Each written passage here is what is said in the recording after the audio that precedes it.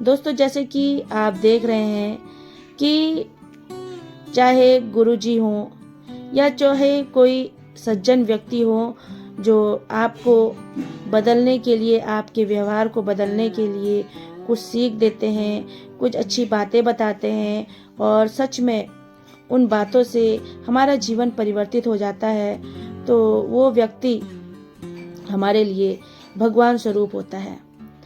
और उनके लिए हम हमारे अंदर जो एक आदर की, सद्भावना की भावना जागृत होती है, वह भगवान के बराबर होती है।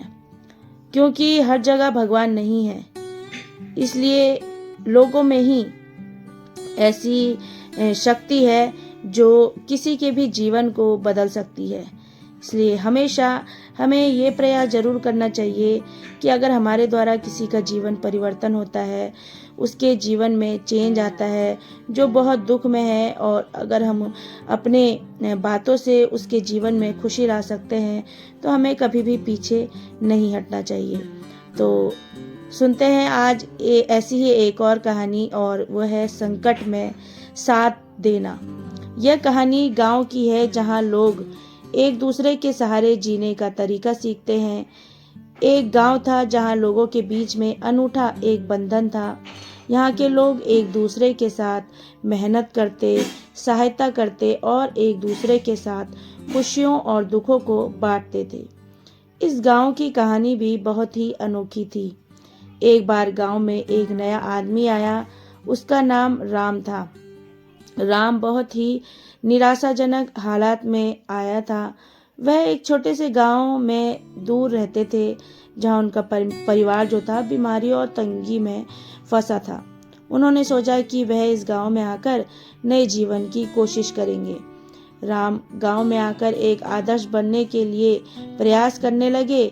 वे हर काम में मेहनत करते, दूसरों की सहायता करते और सबके लिए प्रेरणा स्रोत बन गए। दूसरे लोगों की खुशियां और दुखों में भी वह सहभागी रहते थे।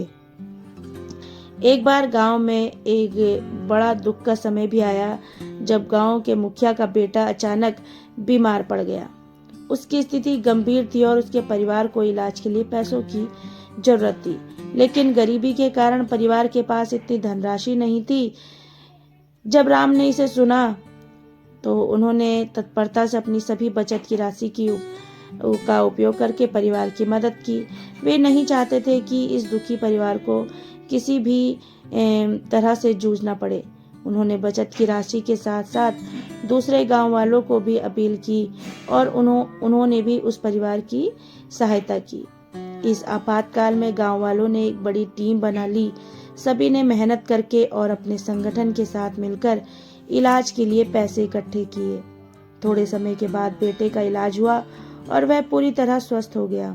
इस घटना के बाद गांव वालों के मदद करने के इरादे एक दूसरे के साथ और भी मजबूत हो गए।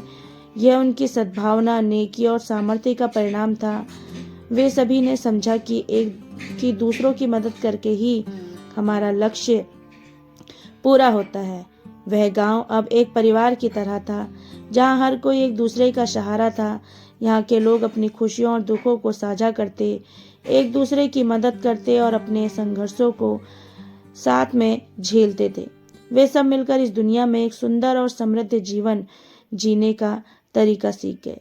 तो देखा ना आपने दोस्तों कि एक ऐसे परिवार के पास जब पैसे नहीं थे, जब वह एक दुख भरी हालात में था, तो सभी लोगों ने मिलकर उस व्यक्ति की सहायता की और इस तरह से उनके बेटे का जो इलाज नहीं हो पा रहा था पैसों की वजह से, वो उन सब की मदद से हो गया और वह स्वस्थ हो गया। तो ये एक भगवान का ही तो रूप है, क्योंकि भगवान साक्षात तो हमारे सामने नहीं आते, वह अपने रूप में बहुत से लोगों को हमारे सहायता करने के लिए भेज देते हैं। इसी तरह उस व्यक्ति की सहायता के लिए भी इतने सारे लोग आ गए और उस व्यक्ति की जान बच गई। तो जैसे कि मैं आपको समझाना चाहती हूँ कि अगर हम कोई भागवत सुनते हैं, कोई अच्छी चीज़ सीखते हैं, सुनते हैं, तो उसमें से हमने अच्छी अच्छी बातें सीखनी चाहिए और उनको अपने जीवन में अप्लाई ज़रूर करना चाहिए। जो भी कुछ हमें आता है तो उसे दूसरों को सिखाने में पीछे नहीं रहना चाहिए, और अगर हम अपनी तरफ से किसी की मदद कर सकते हैं, किसी के जीवन में खुशी ला सकते हैं, तो उससे बड़ी उपलब्धि हमारे जीवन में और क्या होगी। तो दोस्तों, अगर आपको भी ऐसा मौका मिले तो कभी पीछे मत हटिएगा। और जैसे कि आप मेरी वीडियो को देख रहे हैं, सुन रहे हैं, तो आपके जीवन में भी तो कुछ परिवर्तन आया होगा इन बातों को सुन के। तो आप भी मेरी वीडियो को लाइक, शेयर और सब्सक्राइब किए बिना पीछे मत हटिएगा और मुझे सपोर्ट करते रहिएगा। Thank you very much.